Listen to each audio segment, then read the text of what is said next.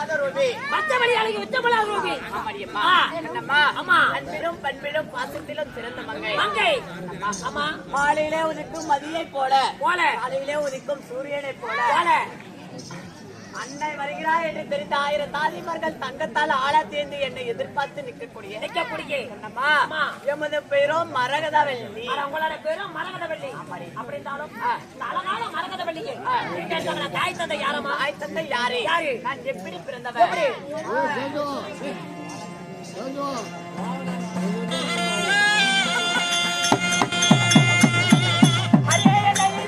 தாயாரே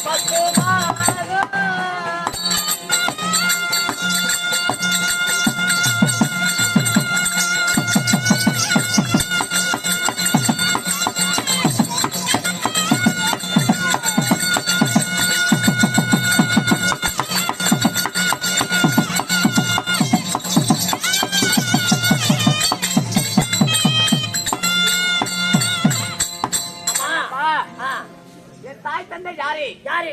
10 மாதம் 300 நாள் 3000 தசவினாடி தன் அங்கத்திலேயே ராரி ராரி என்றோம் தூரி என்றோம் பெற்றெடுத்த தாய் தந்தை யாரம்மா? அம்மா, என் தந்தையாரோ மரகதராஜன், என் தாயாரோ மாணிக்கவல்லி. மரகதராஜன். அப்படின்னாலும் அசிக்கிற வந்து என்ன காரணம்? என்னடி காரணம்? அசிக்கிற தாய் தந்தையும் சொன்னாங்க.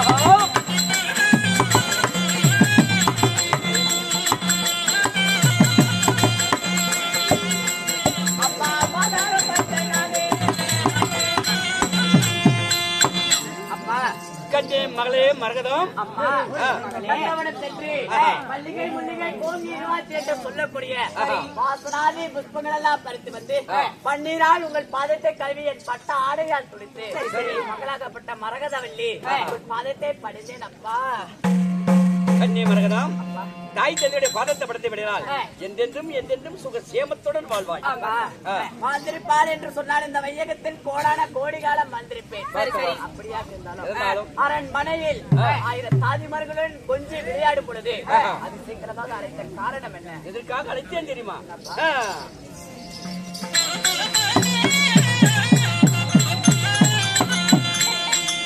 கல்லே கல்யாண காரியமா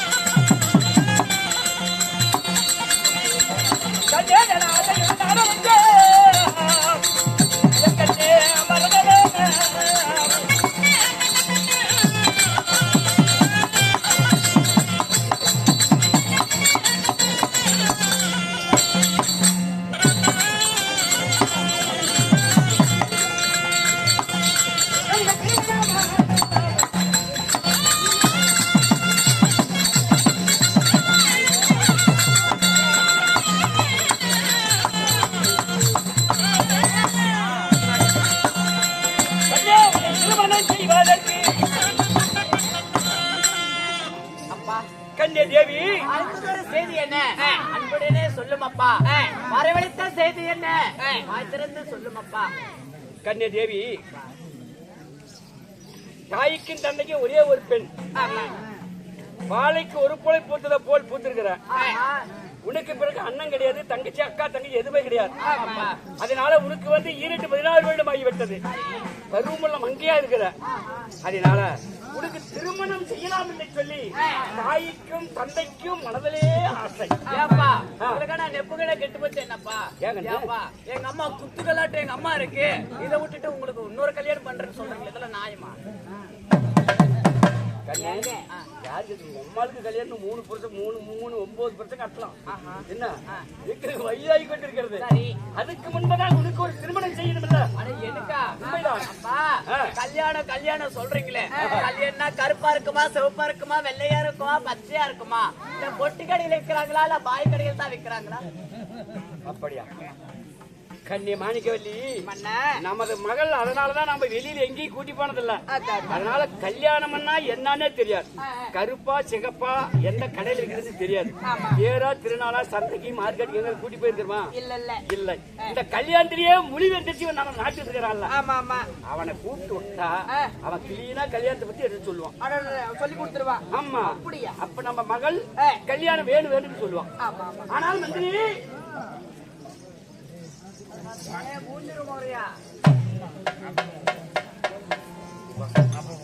ஒரு வேலை வந்துருக்கு.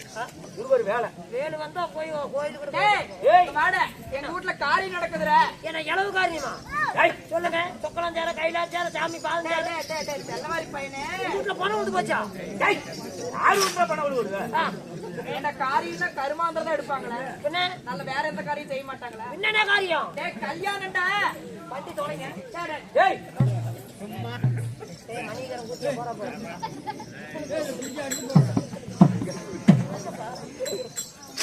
மந்திரி, எனது மகள்